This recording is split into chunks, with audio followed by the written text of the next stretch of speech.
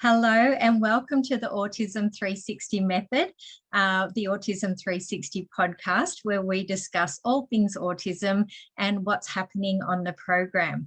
I am Renee Tate. I'm the mindset coach on the program, as well as a positive behaviour support practitioner.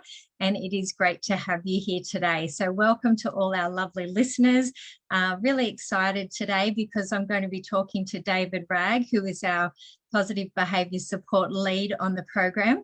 And he comes with an incredible wealth of experience in this field that we're going to talk about more today, which is the field of positive behaviour support and what it is, why it's getting more and more attention, and what some of the key benefits are that could help you and your family.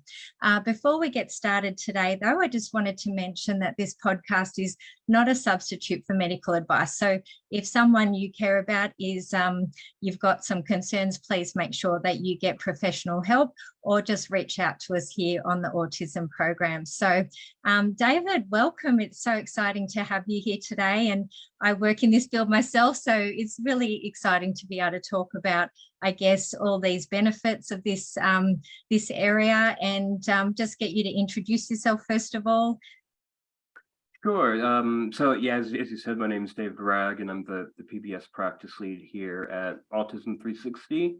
I've been working in the autism and behavior space for around 12 or 13 years off the top of my head. I've worked in the US, and I've been in Australia for the last better part of 10 years. So a lot of work I've done here. I've worked across all different fields. I've done direct support work, but a bulk of my work has been in behavior support, PBS, but I've also done a bit of case management and worked in a few different settings, and worked at some day programs and residential units as well. So seen a little bit of everything, I suppose. You certainly have a wealth of experience in this area, and it's always great to talk to you. You've got so many examples of how this has helped so many families. And I guess before we go into some of the benefits of this field, maybe just explain to us what is positive behaviour support, because I'm sure there's a lot of people that aren't really sure about what it is. Maybe they haven't heard about it. So in your words, David, how would you describe this, this area of therapy? Sure. So positive behavior support is an applied science. So in that sense, where we are using some of the behavioral principles around the three-term contingency, antecedent behavior consequence, and reinforcement and those kinds of things. But where PBS really kind of differentiates itself is it does use these theories, but really focuses on what's important for the person. It focuses on improving quality of life, and really addressing behavior becomes a secondary concern. And that sounds kind of weird when we're talking about a behavior support practitioner, but really the underlying theory is that if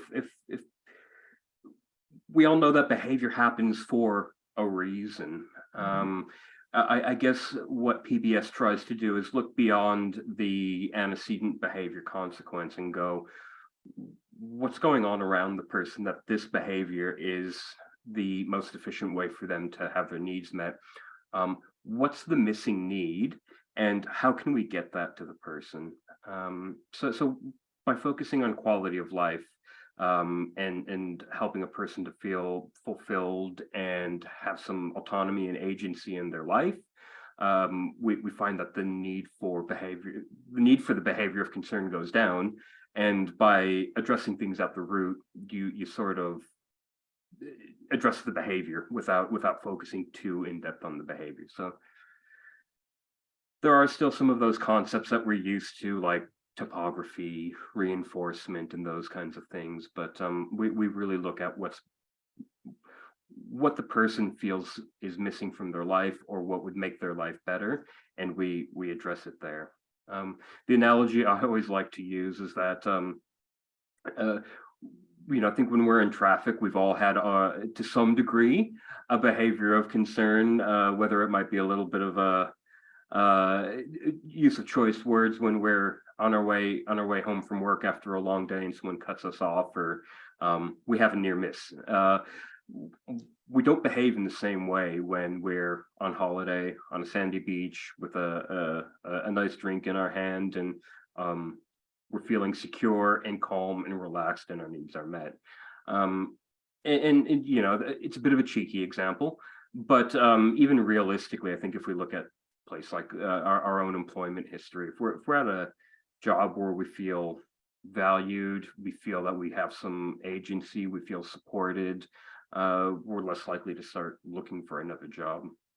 Likewise, if we're in an unsupportive area, maybe people aren't working constructively with us, we'll want to move on. So in that sense, if we create the environment where someone doesn't need to use these behaviors of concern, we find that they go away. And that's really the approach in a nutshell. It's not always a straight line. And there's some, there are some kind of bumps in the road and needs change, I'm sorry. And I guess part of the PBS approach too is that we look at people where they're at and look at how their needs change depending on where they're at in life, and we tailor the supports to address those needs as well, and trying to remain flexible. So in a nutshell, we really focus on quality of life, making sure that people are happy with their life, that they have a just what we call a regular life. It doesn't mean we try and make everything perfect, but that people have the same sort of rhythm and the same sort of agency that anyone else would have. And we try and factor in the environment and the point in life people are at. And it's a bit of a continuous process sometimes, and it can be ongoing, or there might also be touch points where we, a person might have a PBS practitioner, they work well, you kind of go their own way, and then they come back and go, hey, no, this is coming up, let's work on it together. So very much a partnership as well. Yes, and I think that I love your analogies, by the way. I think that really helps people understand the whole concept and some of those benefits of taking that approach. And I think one of the differences as well seems to be that holistic approach of not just always working with the individual, but that, the environment that they're living in. It might be working with their parents, their carers, their support workers, and sort of taking that more integrated holistic approach. Do you agree that that makes a big difference? It does. And I think, yeah, there's a lot to try and compress about PBS into a small space, but yeah, and one of the other key factors is working with other people. So as a PBS practitioner, I'm not the expert in someone's life. And so a big part of the approach is finding out who's important in the person's life and who can kind of implement some of these strategies and bringing them into the team as well. So it's not so much hierarchical, but kind of a ring around the person, where we're all contributing what we need. So as a practitioner, I'm not the one going in and telling people, you have to do this, you have to do that, but I might sit around a table, and sometimes it's even, the sports coach might be someone who says, how can I help? What can I do to keep things consistent? So lots of work with parents, but also support workers, what we call informal supports. Churches, I've been involved with people who have a pretty significant church community involvement. So we might have a chat with them, or it might be the barista. Hey, this person kind of comes in, and how can I make it easier for them to order? How can I remove some of the barriers to ordering? Or what can I do to make the person feel welcome and valued? So we work with a lot of different people, and it's not limited to those professionals.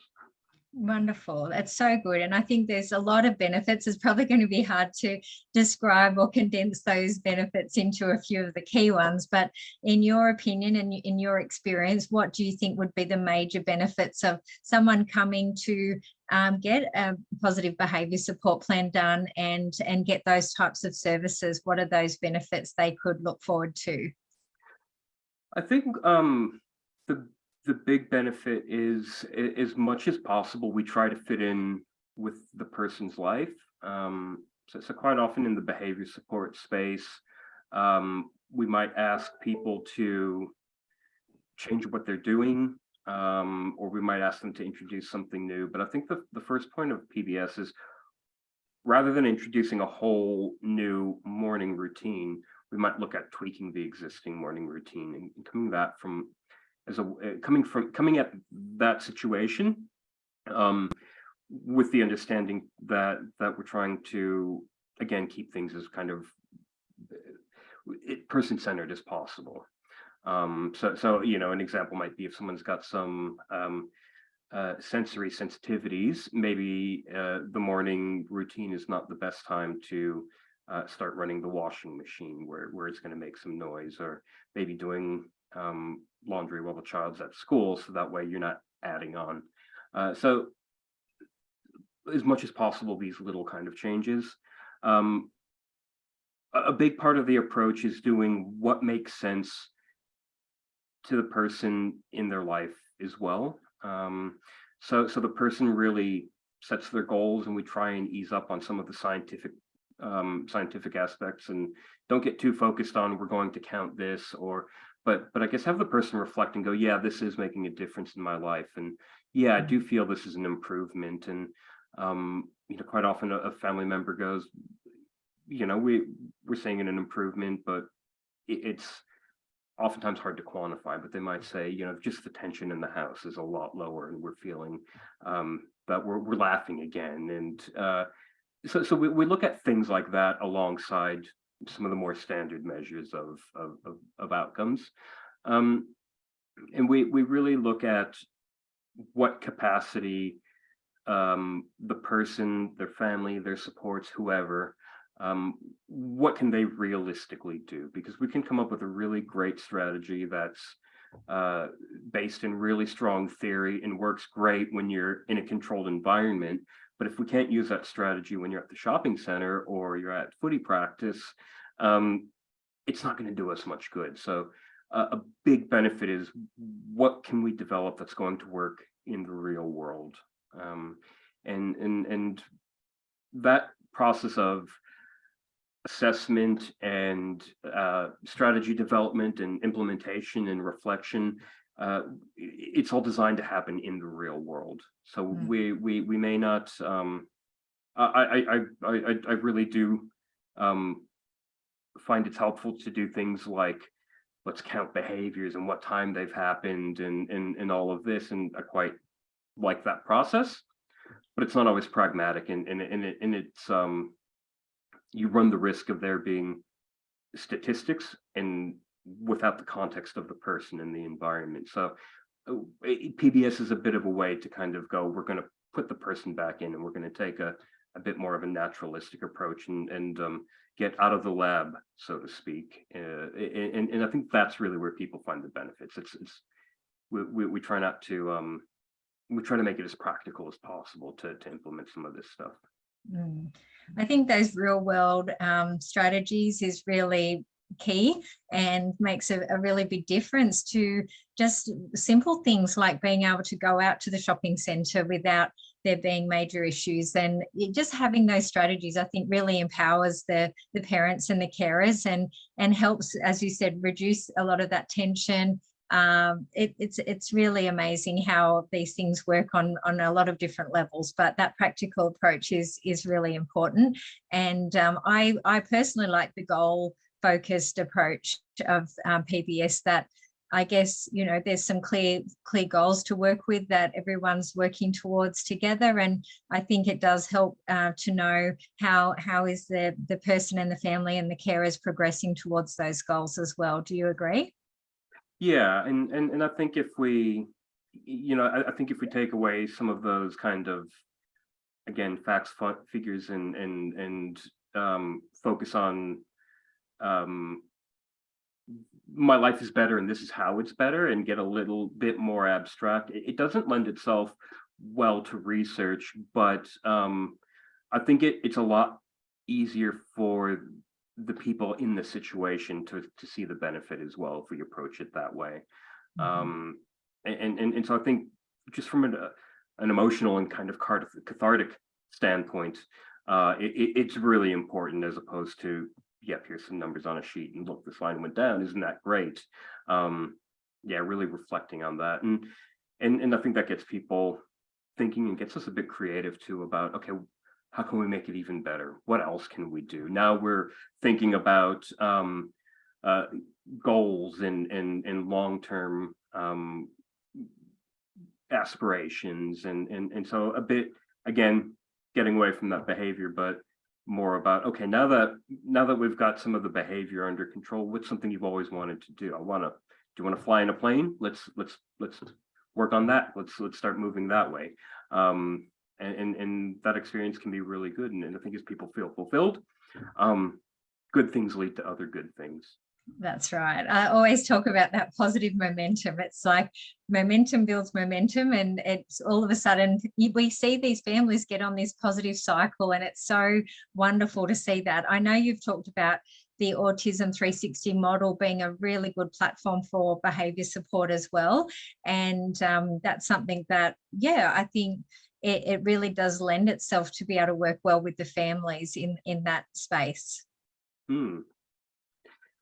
Yeah, the thing I really enjoy about the thing, I guess, that drew me to the model as well, is there is a bit of a structure, but I think it's very much parent driven.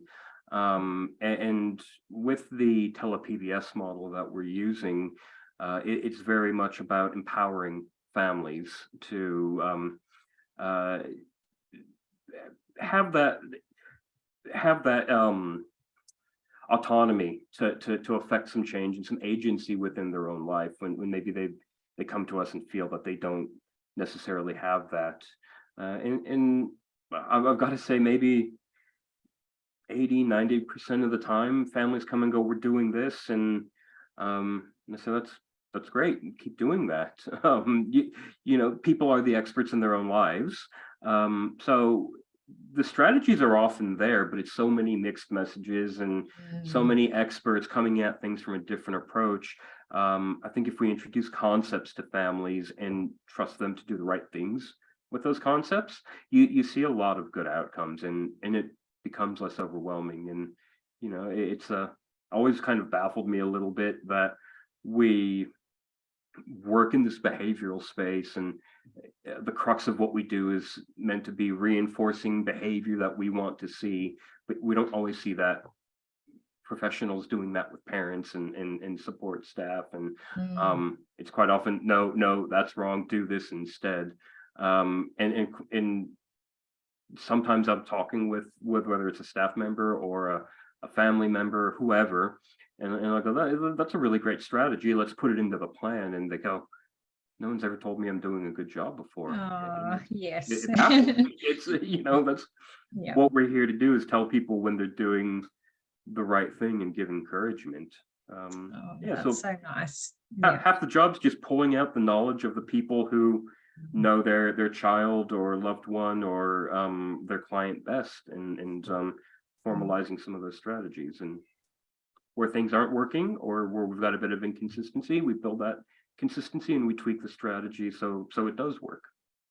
Absolutely. And I love that you've mentioned that, because I find it so rewarding when you start seeing parents feeling more confident, they start to feel more in control, or the carers, and it really changes everything. I think when they start to feel more empowered as well, that makes a really big difference. So I love that you mentioned that, just helping them to get that again, because maybe they are feeling a bit lost, like they're just not sure how to get that big picture back and get in control and feel like they know what to do and how to implement that. So that's fantastic. And I know you and I have talked about some of the amazing case studies. I know you've mentioned some to me about some of the success stories. So I just thought maybe good to share how PBS has helped some of the families that you've worked with in the past. Sure, I'll have to give it a thought for a second, because yeah, you do see over the years quite a few wins with people. I think one that sticks out with me, of course, of the families going, hey, we feel a lot calmer, we feel a lot happier. But I think I was working at a site as a support worker, and this is again where PBS can be delivered by really anybody. So I wasn't employed as a PBS practitioner, but I had some knowledge, and the site had a lot of locked doors, locked cupboards, these kinds of things, and I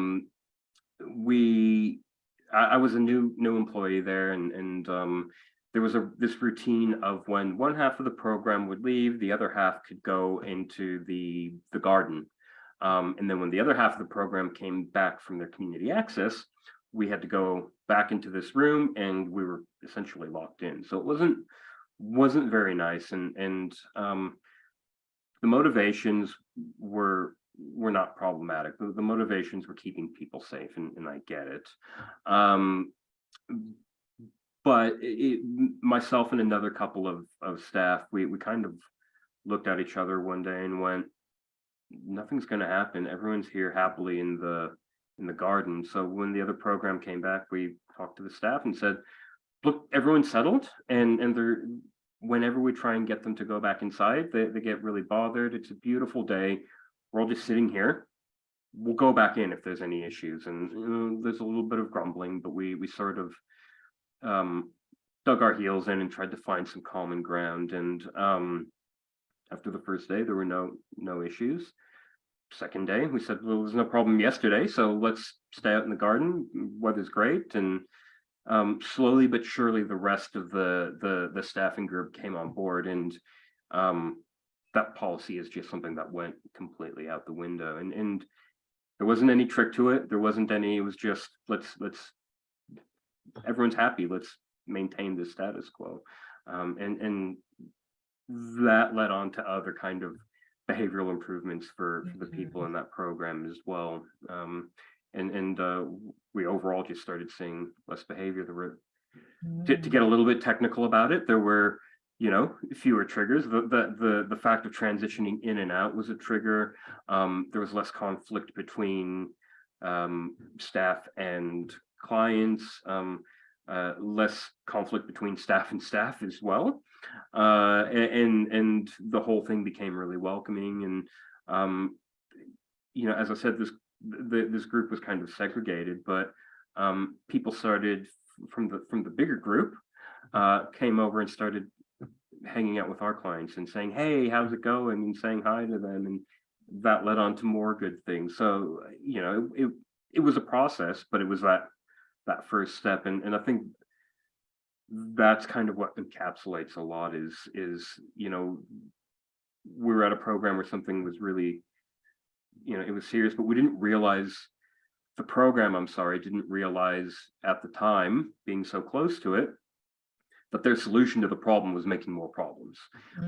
So sometimes it is a bit of that leap of faith and going, okay, we're just going to have to think the best of these people, whoever it is, think the best of this person, give them a chance to succeed, and people want to everyone wants to do their best. So most of the time, you set people up for success, they'll succeed.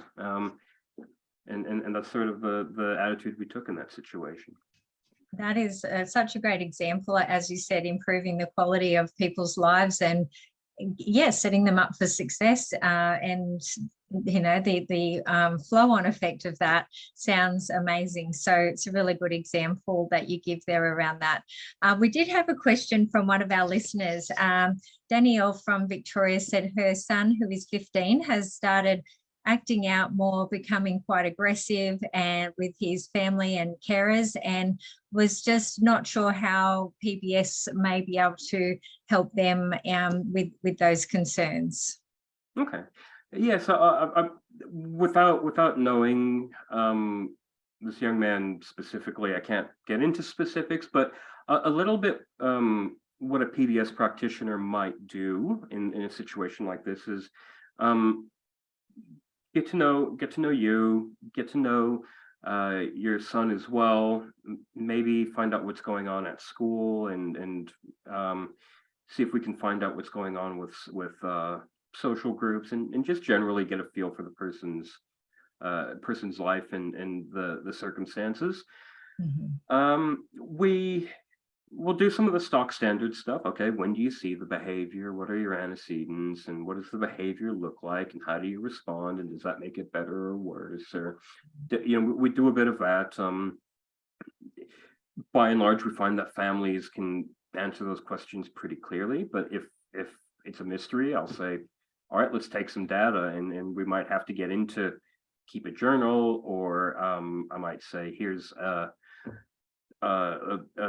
survey or like a Google Docs where you can kind of tick boxes, and it sends it to me, and we'll see if we can find some patterns there. From there, that gives us an idea of what we can do to address the behavior. So we might have some strategies that we use in the immediate term of, okay, this is how you kind of get someone to maybe these are some of the things that you can do in the heat of the moment to de-escalate the situation. But we'll also look broadly and go, okay, what's going on? Is the person, there's something in the person's in this case the young man's life that maybe needs some changing, and try and find out from him. And maybe it's, I'm feeling lonely. Okay, let's work on making some friends and doing some, why are you feeling lonely? What's the go? It might be I'm getting really frustrated with my schoolwork, and okay, or I'm getting overwhelmed at school. There's too much noise. There's too much. Okay, what can we put in place to make it easier to go to school so that you're set up for success? And that might be some little things that we can do. I think it's, I want to qualify that by saying we wouldn't say, oh, just go into home study because it's quiet, but we would kind of go, okay, what are some things that we can do to make it so you can keep going to school? You enjoy going to school, but it's a bit noisy, and we work through some stuff like that. So the idea is, if we can kind of, behavior isn't always about one thing.